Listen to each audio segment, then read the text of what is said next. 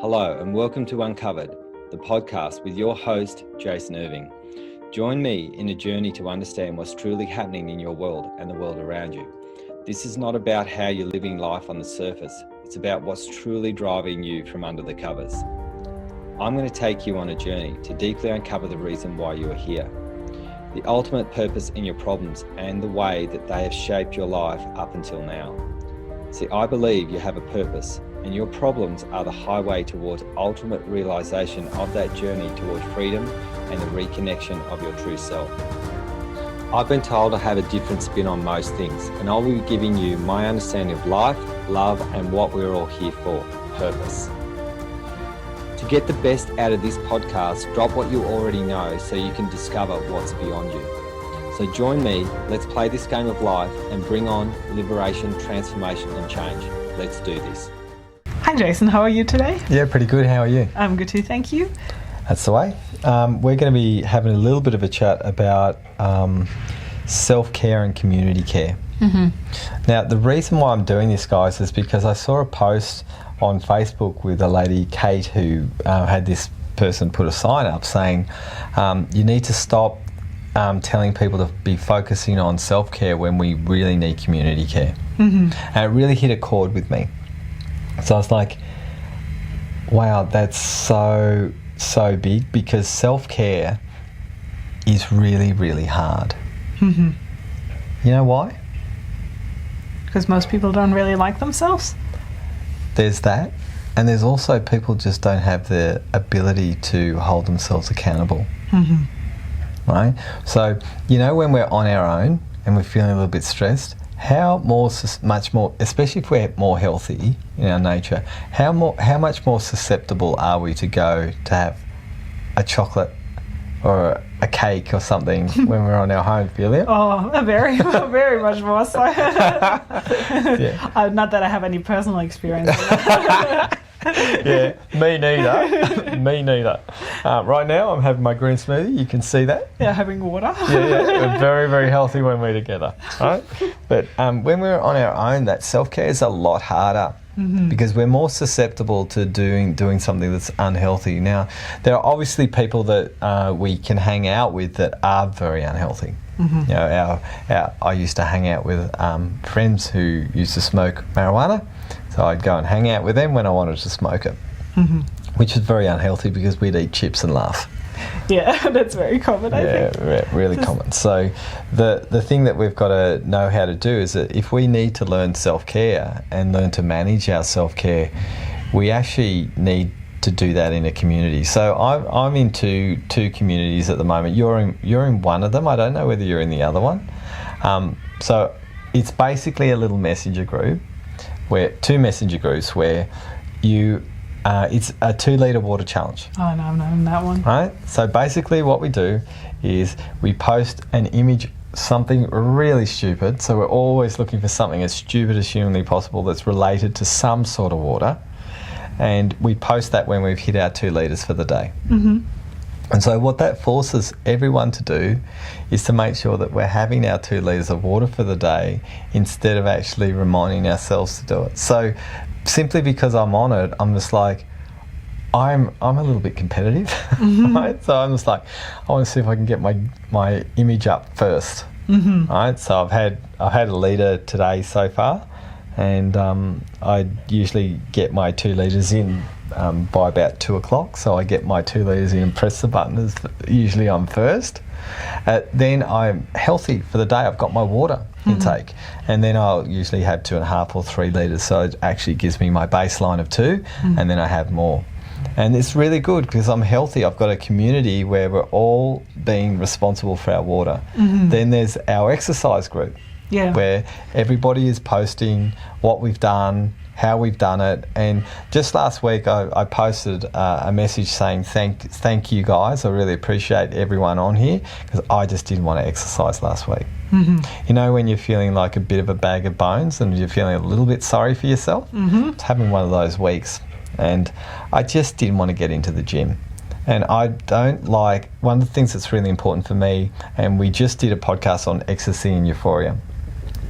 Over exercising is actually why people get want ecstasy and euphoria because it gives us that feeling. Yeah, you feel like flat before, and then you're finished and you're like, oh my God, I'm so glad I did this. I feel so good right now. Yeah, that's right. So I want to make sure that I only do it twice a week. I don't want to do like 5 or 6 times a week. I just want to do it really, really balanced, and then just go for walks and that sort of thing. That the group, actually, the community care of the group, everyone's encouraging, and we're all just doing our own different things. People are walking, people are doing gym, people are doing all sorts of things in the group, and it's supportive because there's a community care. And I think what's happening at the moment, especially right now, is that there's such a high rate of suicide, such a high rate of mental health issues, such a high rate of stress in this world, especially in life right now, that how do we actually create self-care? Because when you're stressed, the first thing you turn to most of the time is food that's not so healthy for you, because it's called comfort food for a reason. Oh yeah. And comfort food's not healthy. Nah, usually not. No.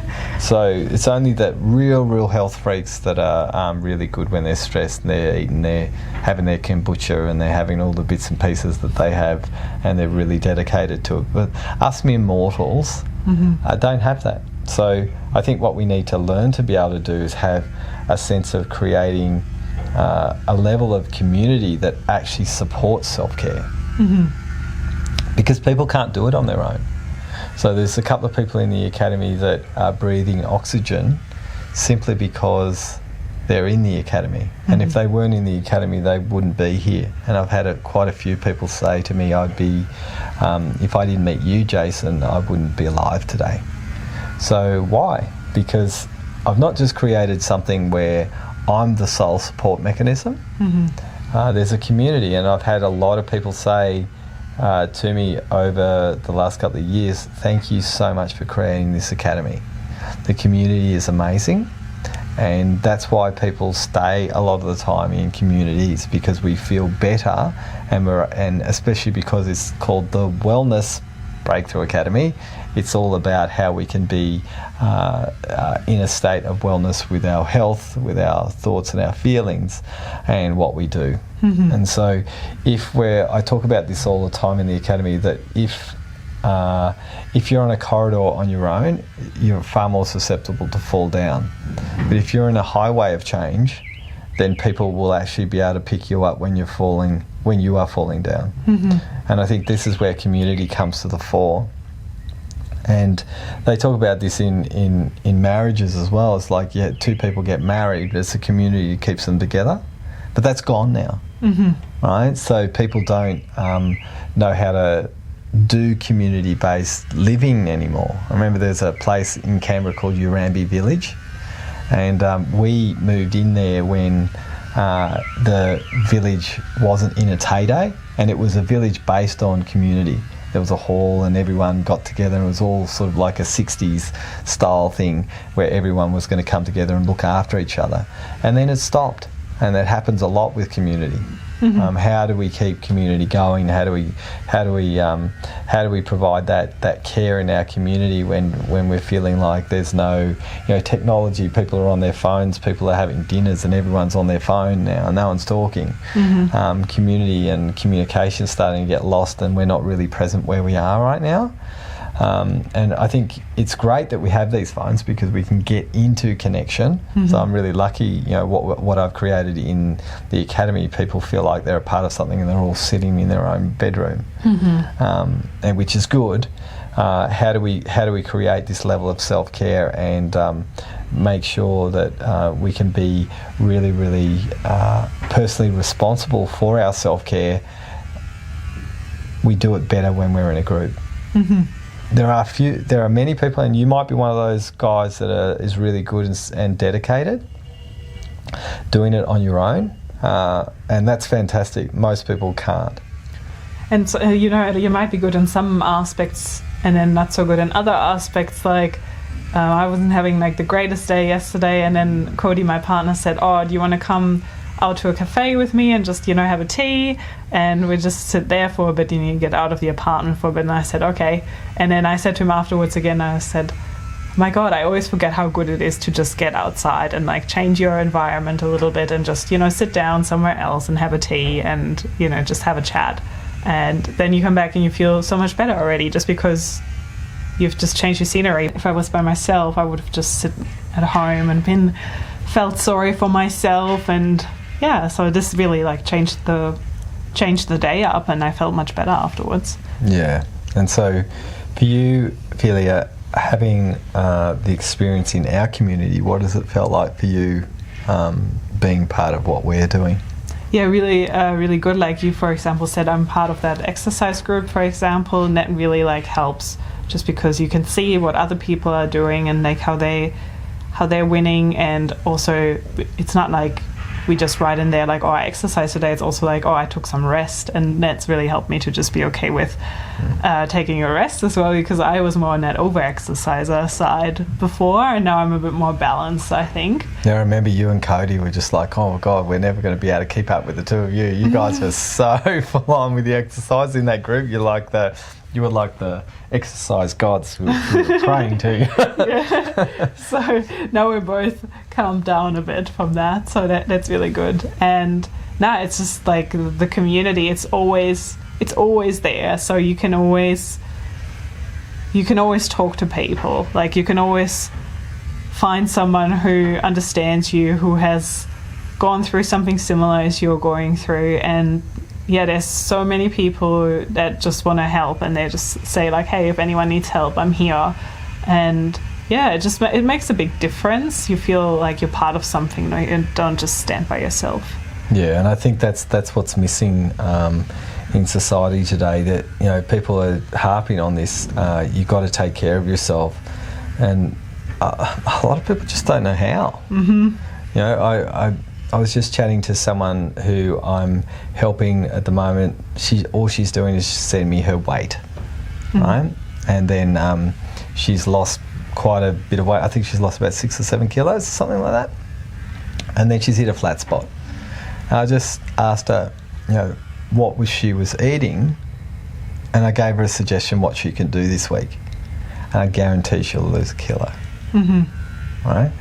And then she'll feel good again. She'll be like, oh, okay, this is what I need to slowly eradicate out of the diet to make something more balanced.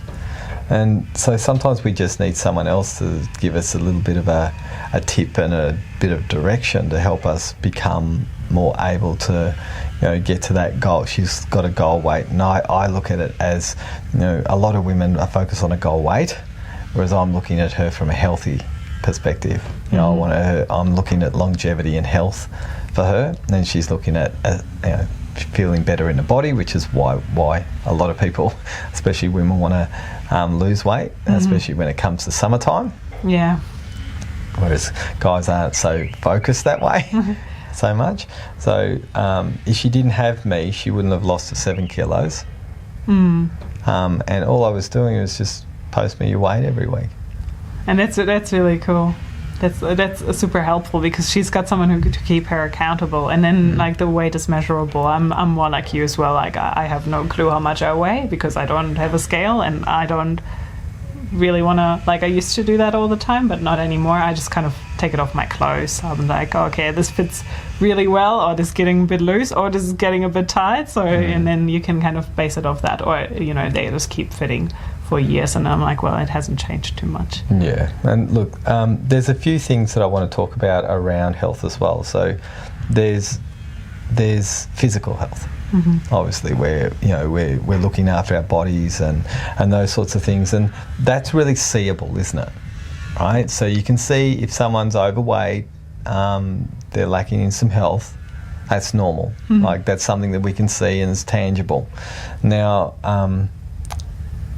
why are they overweight? Right? There's other underlying factors. So people can be really judgmental and say, geez, they just must eat too much. And that may be very well the case.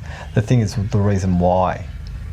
Right? And so there's a deeper meaning and a deeper reason why people need to learn about self-care in so many different facets. right? So there's just one. We have our physical health, right? And it's usually the end result. It's not the beginning. So what I see with a lot of people, I can see people with six packs and they're really, really unhealthy. Mm-hmm. Right? Emotionally as well. Yeah. So there's a guy who I used to work with who had colitis because his gym, I won't mention the gym, but the gym that he was going to, the guy was a steroid muncher. He didn't do steroids. He was telling the guy every time he wanted to put bulk on, eat a whole bunch of pizza, so he could put all the fat and put all the bulk on, and just then strip it with all this meat and do all this stuff. Really unhealthy diet to put the bulk on. He ended up with colitis. Looks amazing. But do you want to actually have colitis? No. Because you can't see that. On the outside, everyone would be looking at him going, oh, okay, perfect specimen. Must be so healthy. Must be so healthy, and not at all. And so, guys, don't be looking on the outside book and not understanding what the inside covers might be looking like on the inside, because you can't see what's going on in the bowel, what's going on in the stomach of a person with the perfect set of abs. Right? This particular person, the most exquisite looking physical body that I had ever worked with, and he colitis. So what want would you have that? Now we're talking about a person in their 30s with colitis. What is that going to be for when he's in his 60s? If he keeps doing the same thing over and over again, his body, he'll end up removing the abs, his muscles will all deteriorate because something will break. Because his body's obviously saying stop. Yeah. His body's saying, please leave me the well alone. But he's so addicted to the aesthetics that at some stage he's going to break, and then he is going to mentally and emotionally break. Right? So don't think that people are super healthy if they look that good, because the number of people who I've worked on who look amazing and not so amazing on the inside, they tell me all the stuff that's going on with their inside body, and I wouldn't want to be them. Now there's that part, our physical body. So don't read a book by its cover. You know, there's a healthy weight for all of us. We all have a healthy version of weight, and everyone really knows what to eat. We just pretend we don't. If you're eating snakes, having a whole bunch of chocolate, and you're going, yeah, this is good, or you're drinking beer and you're having wine, and you believe that red wine is actually good for you because it's actually not good for you at all, by the way. That's just a marketing tool. You have to understand that your choice is going to be your consequence. So you have to understand what's going on. Now, there's another level of care called the emotional care. Now, that level is really different, because emotional care has to come from community, because everyone hides them. No one shows what's going on emotionally. So we isolate our emotions from other people, and we say, how you going, Philia? Good, thanks.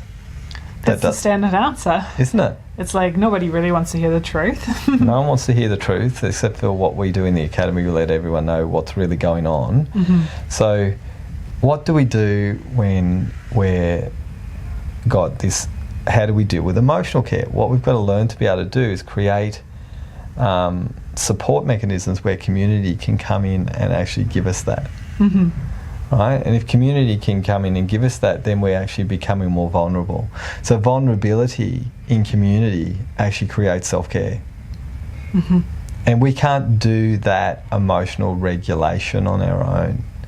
We need to voice. We need to have people around us that'll have our back when we're not feeling good. Otherwise, we're just going to be a mess. Right? So there's a really important thing. So how can you, listeners, how do you regulate your emotions? Do you meditate? Are you meditating just to get away from the emotion? Right? And I bet you $1 that you are.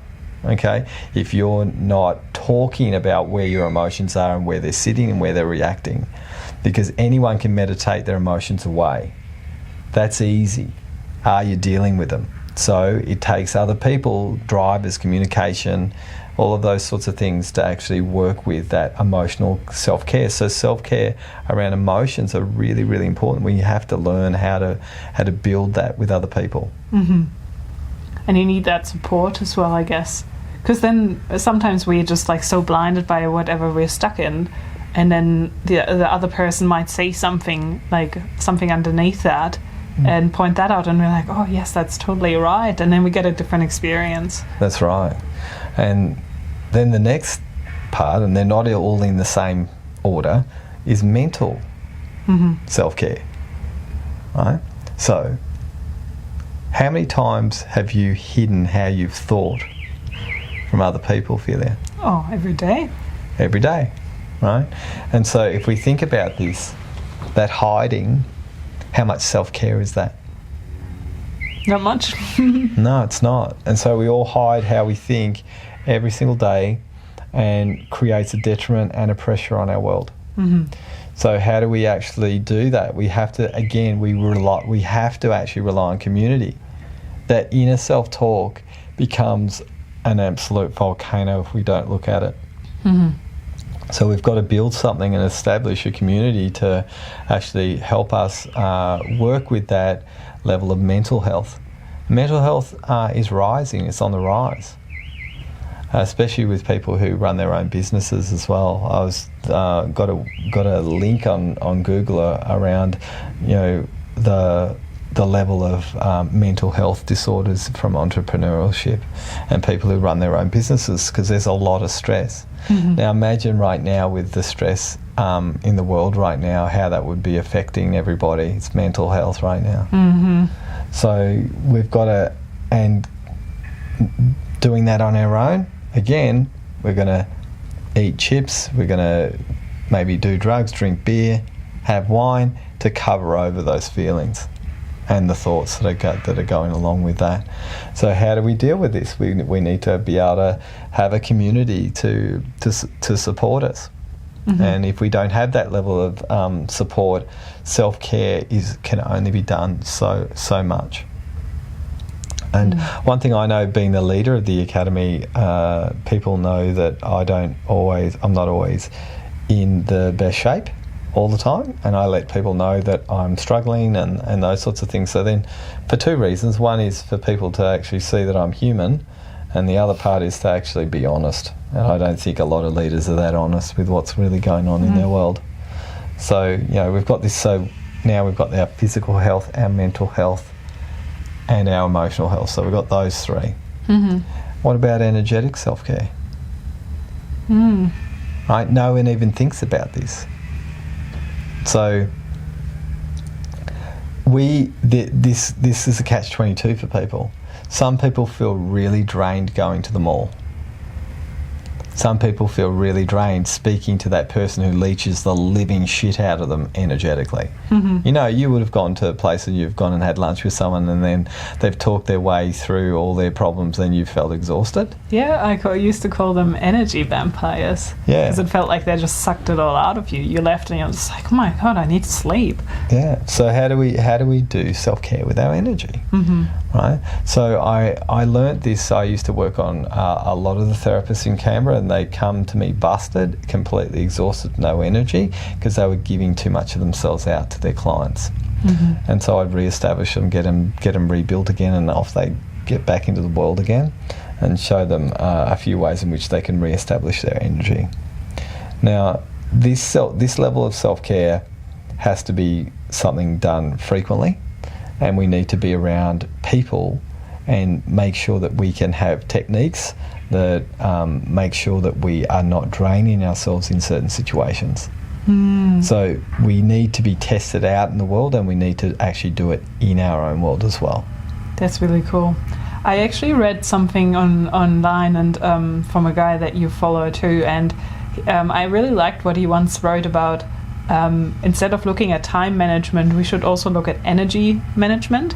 Yeah. and like honor that we have different levels of energy at different times of the day. A lot of the time you can see certain people are more like productive in the morning, others are better in the afternoons, and just managing our energy better throughout the day so that we can actually get the results that we're looking for, and not like if you're a morning person, like you don't want to be doing your work at 10 o'clock at night. No, that's right. So, and I think we need to learn to figure out where our self-care sits in this. mm-hmm. So I know there are people in the academy who are irresponsible with their time. Mm-hmm. So they go and play games or something till 2 o'clock in the morning, and try to get them to actually re-regulate their choices, and they're up till 10 o'clock. They wake up at 10 in the morning. Mm-hmm. I'm like, how do you do that when you're in your 20s? I don't know, I haven't done this in like years. Yeah. So so what we've got to learn to be able to do is actually make sure that we do things that are going to regulate our energy, mm-hmm. whether that be exercise, whether that be rest, figuring out what is going to be able to help us do that. And so this is communal based and also self-care. Mm-hmm. And we've got to find out the balance between the two. Now, if you are one of those people, listeners, who gets drained by other people, that's your problem, not theirs. So you've got to actually make sure that you're got some techniques, or you're regulating your energy around crowds, because that's something that you need to sort out. Now, if you get drained because you're alone, you need to go and spend time with people, and that's how hard is that right now?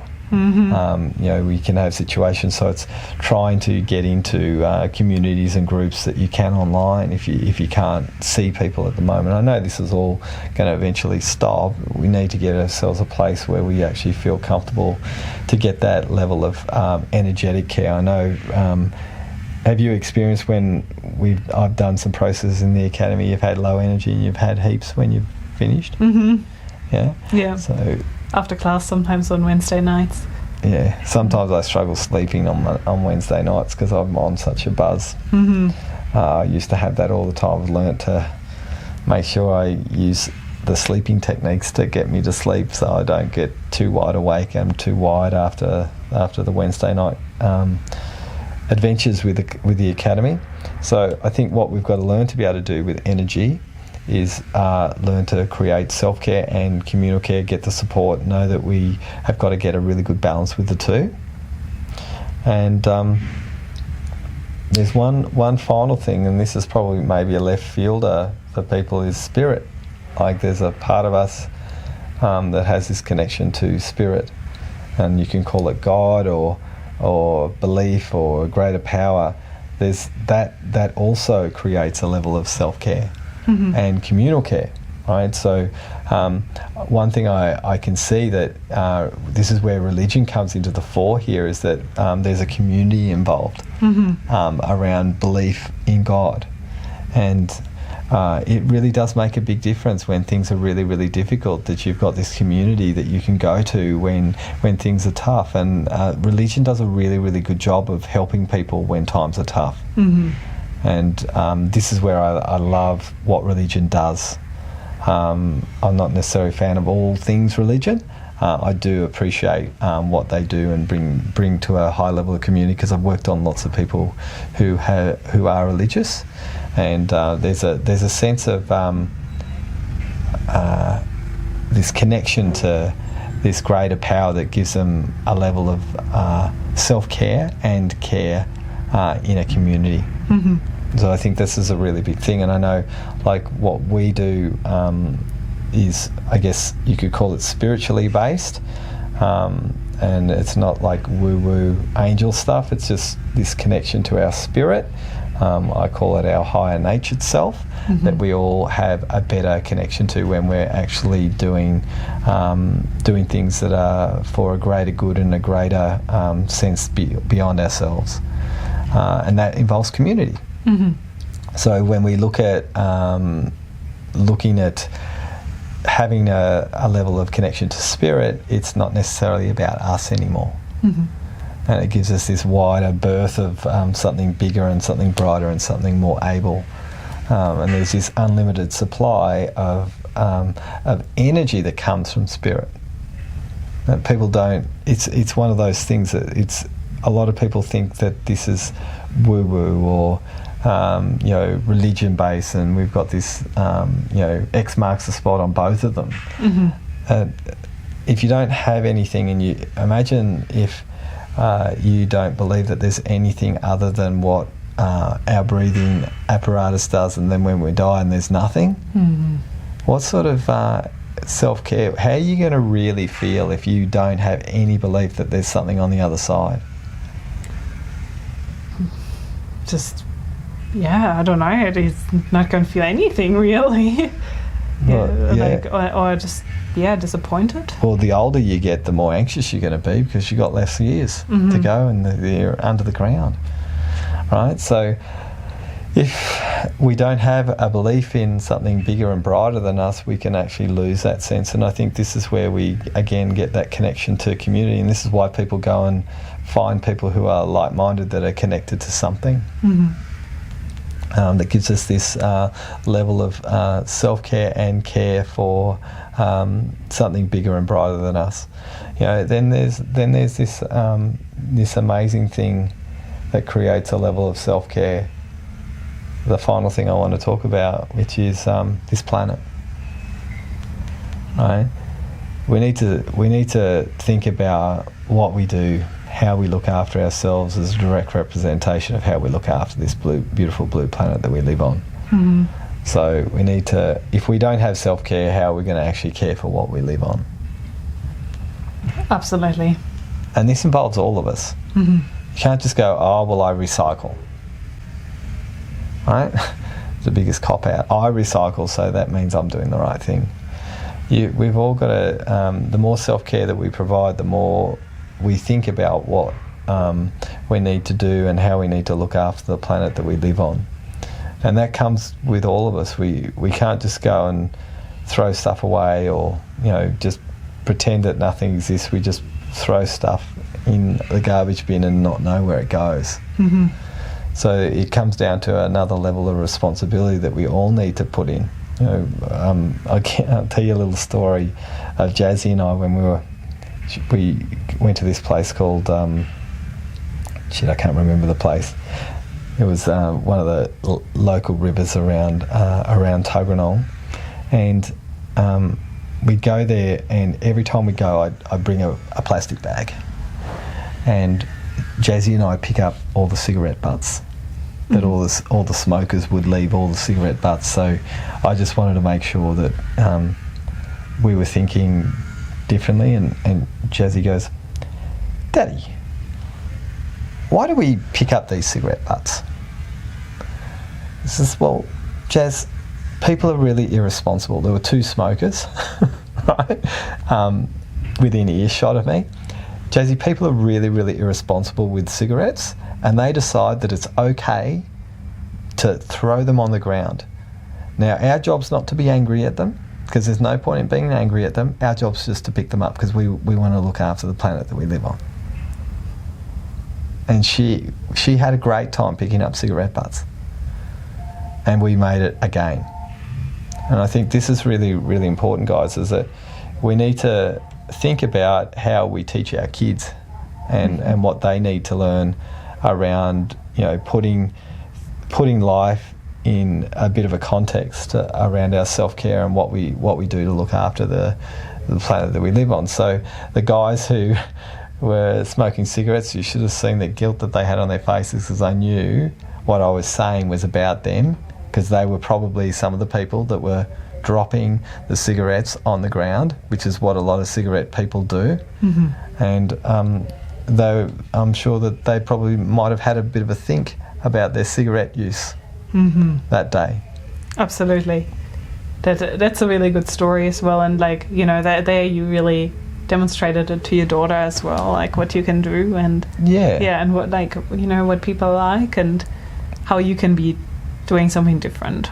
Yeah, so I never look and go, okay, here's some rubbish, I shouldn't pick it up because it's not mine. How could someone leave that rubbish? I know a lot of people who do this. There's Clean Up Australia Day. I'm not sure whether that exists anymore with what's happening at the moment. We've got to think about not just making it a day. We've got to start cleaning up our act. And that comes down to this self-care and communal care, and we've got to do that as a community. We can't just blame the big corporations. We buy the big corporation stuff, so it's our issue as well. For sure, absolutely. Yeah, that's a really different kind of spin on self-care and community care, or even just bringing the community care in. Then like what's often portrayed, you know, when people are just like, oh, just go do some self-care. Okay, what do I do? So I think, yeah, community can be really helpful to like figure that out, and then to also help you just to be capable of taking care of yourself a bit more. Yeah, well, people don't know.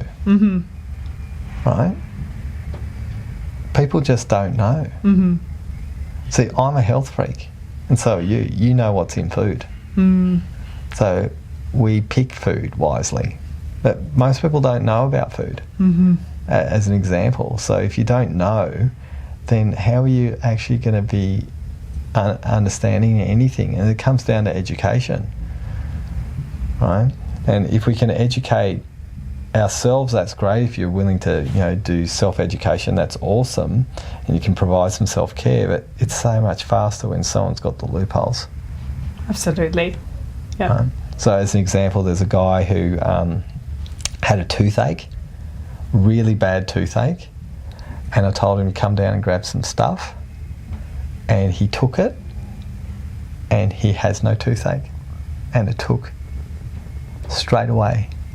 The stuff I gave him fixed the toothache without having to go to the dentist. I'm sure he'll have to go to the dentist, but we fixed it really, really quick, because products and stuff that I know work are really fast. Right? And so what we've got to learn to be able to understand is that people who have experience, we can actually edge off their experience and get the support that they need. And then when we're feeling down or things are difficult, we have a way forward. And you know, it's harder.